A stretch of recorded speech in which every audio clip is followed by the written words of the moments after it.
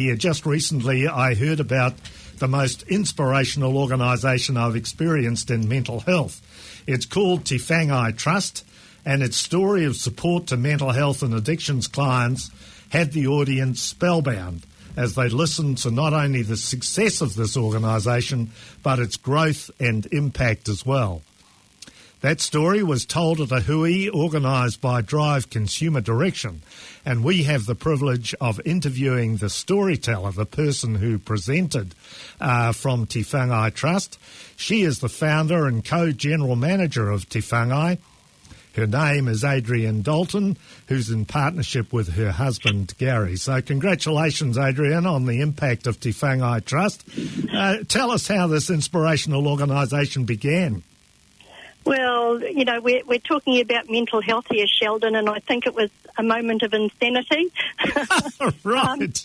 Well, a bit of insanity is always good when you're working in mental health. It is indeed, and it puts you on the right track, I guess, and puts you in touch with reality.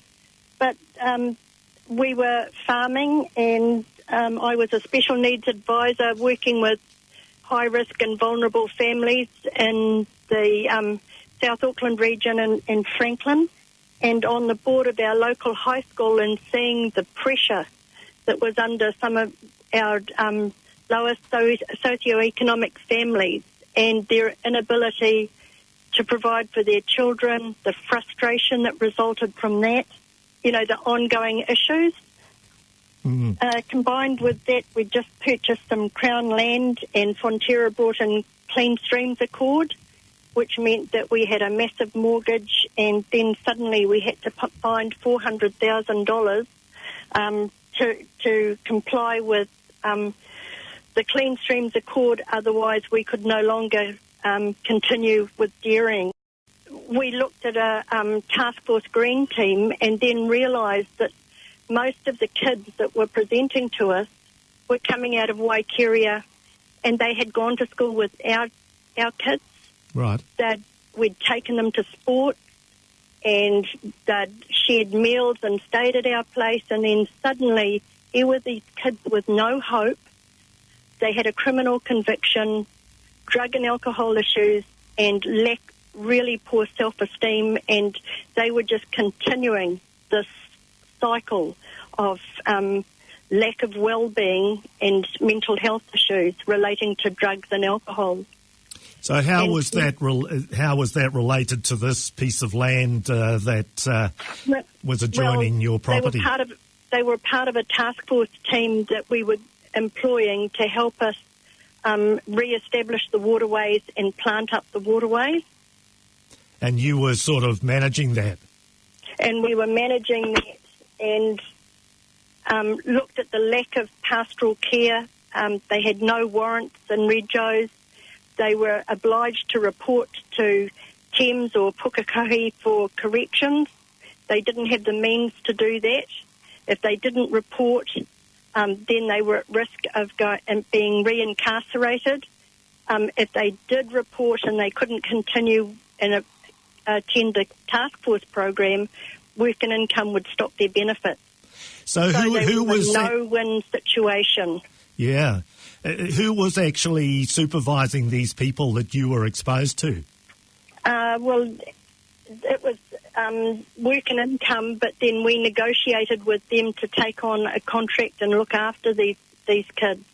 Right, so this is really where it all started. And It is indeed, and we looked at the huge issues that different government organisations placed on people's mental well-being through conflict in abiding by their different rules, and there was no common factor or requirement to collaborate. You mean that government departments were all sort of squabbling and working in silos, and I guess the victims of that were the clients that you saw on this particular project?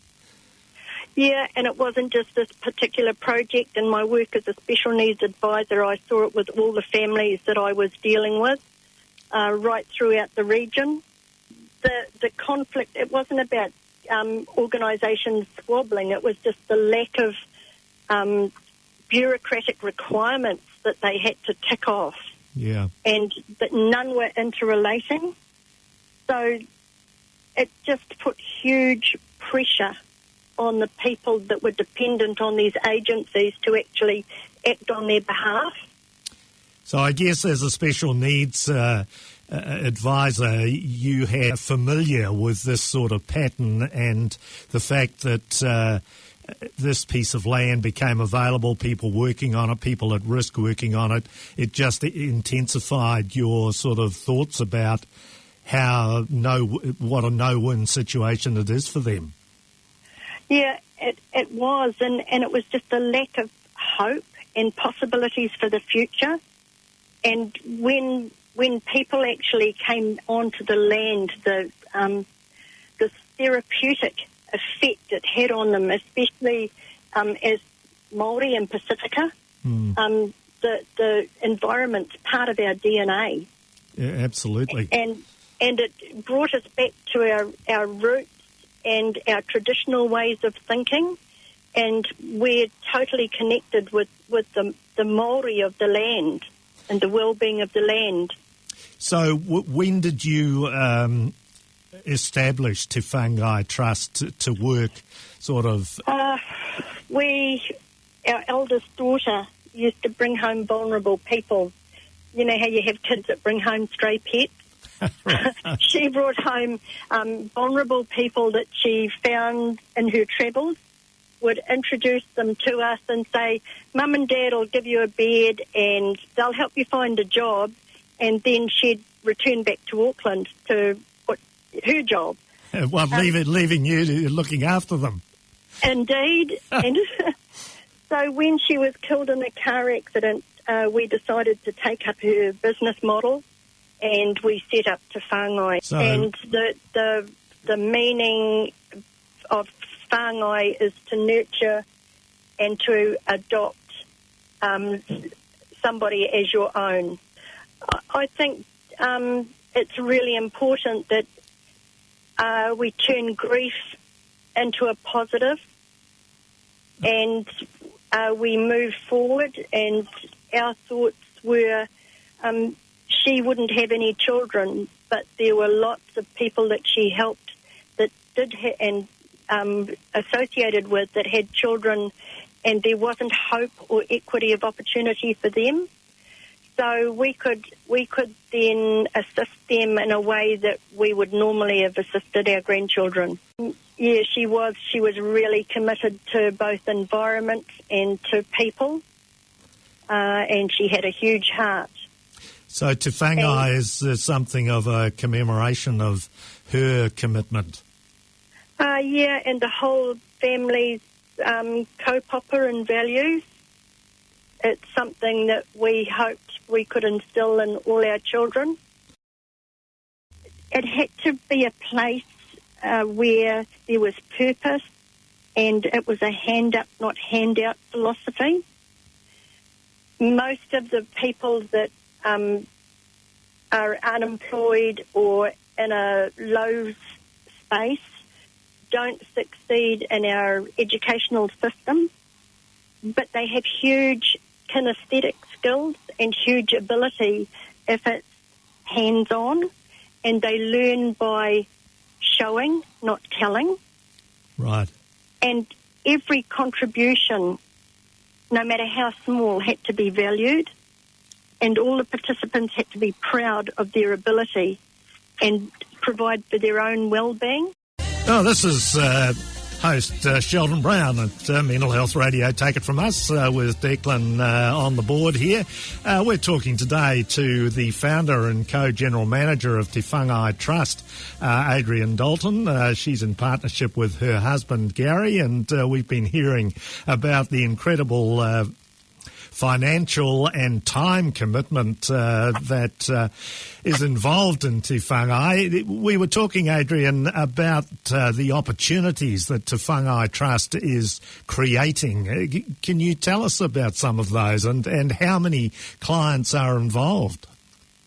I guess for us it's the opportunity to create a space for people to actually build self-esteem, find out what their skills kitty is, grow that, and create an opportunity for not only themselves but for their whānau. So when the trust started, it had to be on a business-like discipline and work ethic, because if we were going to grow people, it had to be opportunities so that would lead into employment for them, and then they could have control over their own lives. It had to develop strategic thinking and embrace our Māori and ethnic values, and also restore the Māori of the land as we restored people's well-being. Is it exclusively a Maori and Pacific trust, or No, definitely not. But what it is, it embraces the three principles of the Treaty of Waitangi. And, you know, when you look at partnership, participation and protection, that relates to all our people and every ethnic minority or culture that we have in New Zealand. And if we use those as our founding principles, what an amazing society we would have. Well, absolutely. Unfortunately, it seems things are going the other way, away from community and partnership and working together. But that's just my own observation. So, just share some details here. You've been operating 10 years, and I think you staggered me with the turnover of Te Whangai Trust in contemporary time. I mean, would you like to share that with us? Are you talking about in terms of our people, or? Well, how many people have you had through your program in a decade? I guess, Sheldon, we've been operating for nearly 13 years now, and we've had 650 people that we've able to get drug-free and transition into employment. Over 1,000 corrections participants, kids from Oranga Tamariki who are on Kiwi suspensions or last strike before they are incarcerated, and we've trialled having them bailed to Te Whangai to the farm where we have a residence for them, so that we can change them so they don't go into the prison system and we can work on their well-being. So we haven't kept count of all the whānau that we support, just the people that we have got into employment. But that employment, you can't tick boxes and say, well, we've got a contract and we have to get you into employment for within 13 weeks. Right. Because in many cases with mental health, it's an individual journey, and people have to be ready to actually go down that pathway and take up their own well-being, and that dictates their journey. So the nurseries helped us generate income. So some people have been with us a year and a half before we can find sustainable employment for them. But we're now almost ready, but we can't de-risk them enough to get them a job with one of our second chance employers. Te Whangai actually employs them ourselves until we can transition them into employment. And when we first started, I used to run the work gang during the planting, and Bill would do all the advisory work with the planting. And from that very small start with New Zealand Steel, after we'd worked with them for 3 years, they invited Gary and I to a meeting, and they said, okay, here's your new nursery site. Yes. And they took that leap of faith and said, what can you do for our community, our employees' families who are suffering from a lack of mental well-being and mental illness? or at the kids that are actually going off the rails? How can you support them to get an education and create work possibilities, employment possibilities for them? So these were families, these were people working at New Zealand Steel whose families might have been going off the rails. Waiuku is, I believe, has a bit of a reputation as a place where work is difficult to obtain, and there's quite a lot of drug use there. And New Zealand Steel are acutely aware of that. So it was, how can the steel mill actually invest in the community that provides their employees and are very much a part of, and are really conscious of the environmental impact that they have. Well, absolutely. They're in a fairly sensitive area on a bit of a peninsula, aren't they? And, there's the whole shellfish and water quality issues around because they're right on the coast there. Yeah, but Sheldon, they do an amazing job with their environmental work. And, the plantings that they've done on the Taharoa iron sands and Waiuku itself, the support they give to land care groups and the like, and the social work they do within the community that they're never recognised for. So in terms of the clients that you're helping, what sort of growth in their health and well-being are you seeing? Their physical and mental health is inextricably linked. The work that they do within the nursery actually grounds them and gives them time to actually understand who they are. And when you're sitting in a room being medicated without any physical or social contact, you only have your mind and your own thoughts. If you're actually brought into a social setting and you have peer mentoring with people in a similar situation and people that have come out the other side, you're actually learning strategies to cope with your depression or your mental health issues, as well as getting physically fit, building relationships, and building a skills kitty so that then you can become employable.